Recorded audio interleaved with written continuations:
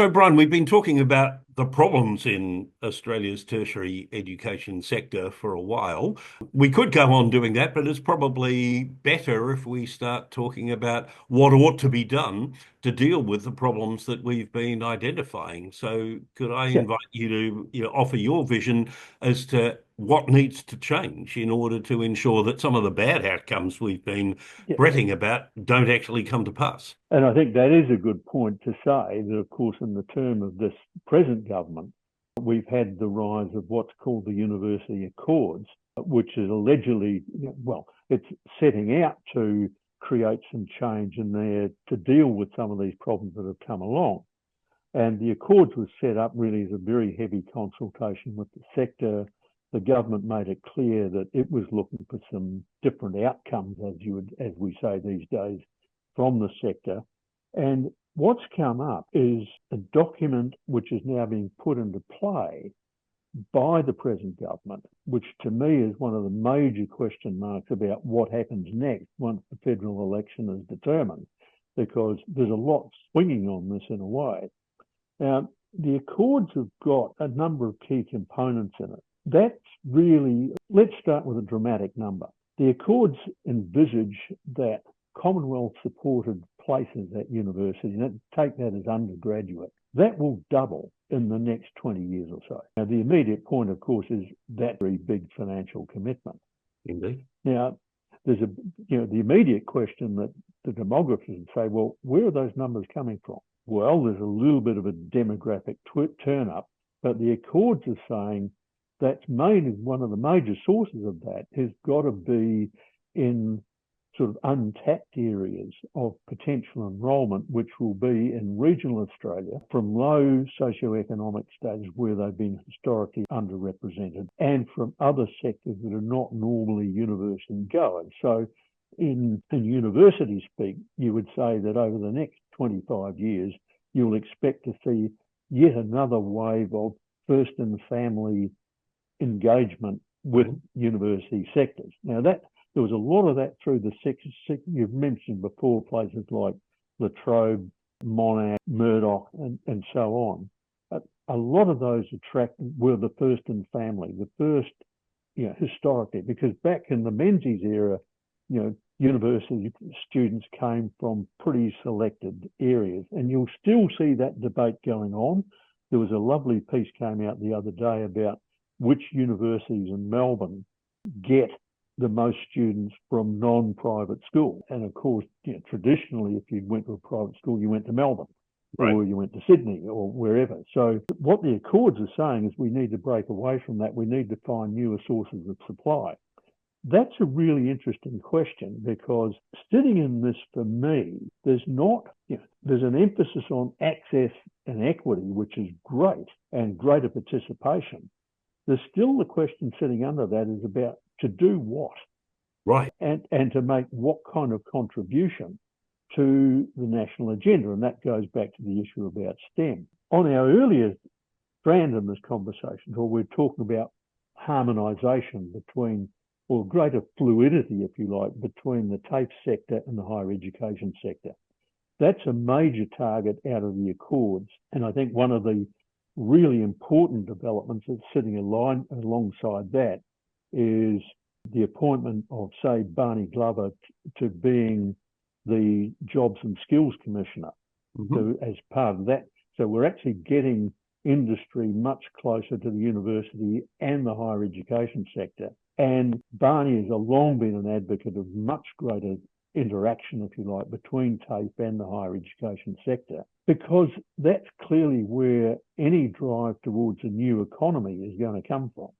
I mean, when you look around our region, I mean, I've got a great friend who's running the digital economy program for Sarawak in Malaysia. They, in a sense, in my view, way ahead of where we are on doing a lot of this kind of stuff. And it will only come, we will get much better at it if we've got a much greater harmony between what we traditionally call the TAFE sector and the higher education sector. So I would say that's got to be one of the major aims. But then sits on top of that, well, what sort of qualifications are we going to have coming out of this? And here again, one of the emphasis has got to be on better quality learning and teaching. Right. We've gone through a sort of odd wave of this over 30 years or so. When I first went into university teaching, I was a rarity because I was a trained teacher. Most of my colleagues did the PhD, suddenly stood up in front of 300 first-year students and had no idea about what to do. So we gradually solved that. But then when the rankings chase came on and research was the major counter, if you like, and the major contributor towards where you stood in the ranking scale, learning and teaching kind of took a bit of a back seat again. And one of the real problems we've had in the sector over the last 10 or 15 years has been the very high rate of casual teaching. And of course, you know that that's been compounded because a lot of those casual teachers were vastly underpaid by the universities, millions of dollars. That's again caused a bit of a pressure, I think, on quality outcomes and student satisfaction levels. So there's got to be a much greater emphasis on learning and teaching, and certainly in the Accord's favour, there is a push to do that. And we've seen this major sort of clash, if you like, or tension between research and teaching. And I think now the Accord's implementation is looking heavily towards getting a lot more emphasis back on the quality teaching process. But I think we need to understand that there's a very complex relationship between that and the way in which the finances of universities run and the investment in that. And there's already been a big sort of, if you like, industrial debate going on over the last several years about the division between teaching only positions in university departments and teaching and research positions. And of course, there is a huge status relationship between those two things. Indeed. And we need to change that because realistically, the quality of teaching has a great deal to do with the quality of the outcome. Of course, and the quality of the graduate you get. We just need to make sure we really understand that. But I think the spin-off from there, Saul, is also about what kind of qualifications do we want to put up. And there, I think we're looking at some very big shifts from traditional, say, year-long or semester-long programs. There's a big move now towards block teaching where you will teach a subject intensively for, say, 6 weeks or so, move on to some others. On the way through a 3 or 4 year program, you start to take what are called stackable qualifications. So you build a portfolio, if you like, of qualifications gained at different stages. And that's being seen as a major way in which we can really combine a lot of what would have been in the TAFE sector exclusively with what would have been in the university sector exclusively, because we need to get a lot more skills going on in there. The big challenge, I think, that's sitting in there for the sector is how do we attract people into areas like STEM, science, technology, engineering, mathematics, when they are traditionally seen as difficult subjects. The people who ace them at school have no problem at all, but attracting people in without that quality has always been a challenge, and we're still seeing that. But I don't think we need to pull a lot more levers to make sure that happens. Now, for example, in one other place I've been talking to recently, what they've decided is that if you go into a STEM subject, then it will be tuition free. It seems to me that that's something that we need to do in order to attract people in. Attract the really bright people and say to them, look, you commit to this program and these are ones that we need nationally, then there will be no student debt at the end of that. The system will sustain that. And of course, that goes back to the funding system that comes out of this. And what's sitting in the Accord's proposal at the moment is that there's really two sorts of funding. It's basically funding that's aimed at getting people in from those areas that we were talking about, more from the low SES areas, more from rural and regional Australia. They would actually look pretty good in this. And then there's special funding that would go into particular areas. That debate about funding, of course, has always been at the heart of what happens to the university sector, irrespective of who's in government. And this present government has got a proposal up, and it's already sort of started the implementation process for a new body, which will be the Australian Tertiary Education Commission, that will sit outside the Department of Education, although there's some discussions about what would actually be included in the portfolio for ATEC and what will still be held by government and the civil service. So that's sort of going on. That's looking like a very big commitment. I think the forward estimate for that was about 400 million to get that going. And that's aimed at things like better leadership, better policy, sort of better harmonisation of the sector and all of those sorts of related areas. In a sense, trying to deal with the shortfalls that we've been discussing earlier in this debate. It still does seem to me, though, that there's a question that sits there. It's hovering, and it is nationally, what do we really want out of the higher education system? What do we need to do it for us? And there's been a lot of discussion, for example, and you know this way better than I do, the whole issue about national productivity. Yep. Well, if we're going to move towards a digital economy, which I think most people think we should be, because we just can't keep digging stuff up and selling it, particularly because we've really gone out of production, we've gone out of manufacturing, we've gone out of most of those sort of areas. If we're going to get into the world game and be a smart digital economy, then that's got to come out of where we are. And I think that's probably going to need a lot more targeting in whatever ATEC does. That does immediately go to the question of, well, what happens with the federal election? If Labor gets back, then presumably ATEC will proceed. If Labor ends up with a minority government, what happens then? That goes back to the Greens and arguments and so on. If the Liberal Party gets back, the coalition gets back, not entirely clear, but we know that Peter Dutton has already committed to a very heavy reduction in international student levels. How that translates into what we do with the sector after that is not, at least I haven't seen anything that sort of sets it out that clearly for me yet. So I think over the next few weeks are going to be very interesting for the sector, and the sector is going to be watching it very closely, obviously.